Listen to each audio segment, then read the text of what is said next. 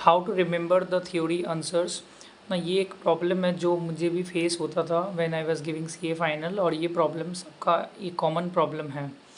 तो ये theory answers कैसे याद रख सकता है, स्पेशली आप ऑडिट, लॉ, कोई भी थ्योरी सब्जेक्ट पकड़ेगा, एंड इन सीए फाइनल आपका most of the subjects are theory only.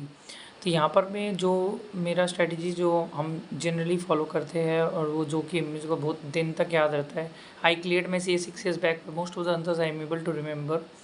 Is हम जब आंसर्स को जब पढ़ता है तो हम विजुअली भी देखते हैं कि वो हम प्रैक्टिकली लॉजिक के साथ समझने का कोशिश करता है, कोई एग्जांपल के साथ कि ये चीज़ हम प्रैक्टिकली वो कैसे होगा।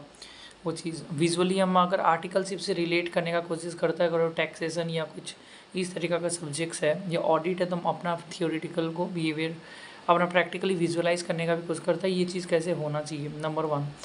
नंबर 2, हम वो चीज़ को लिख के याद करने का कोशिश करेगा। I will write the major points, और हो सके तो पूरा आंसर्स लिखने का कोशिश करेगा ही करेगा, जो कि most of the students don't do it.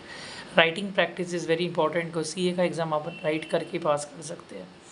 Number 3, I would suggest you कि speaking practice is very important. तो हम एक आंसर को 3 बार रेगुलरली प्रैक्टिस करते हैं in front of the mirror. अगर हम 3 बार बोल देगा कोई आंसर को, 1 बार या 2 बार लिख लेगा आंसर को, और प्रैक्टिकली वो चीज़ को समझ के पढ़ने का कोशिश करेगा rather then just mugging up. I know the keywords are very important in CA final, but समझना भी बहुत ज़रूरी है। तो पहले समझिए, फिर लिखिए और फिर बोलिए।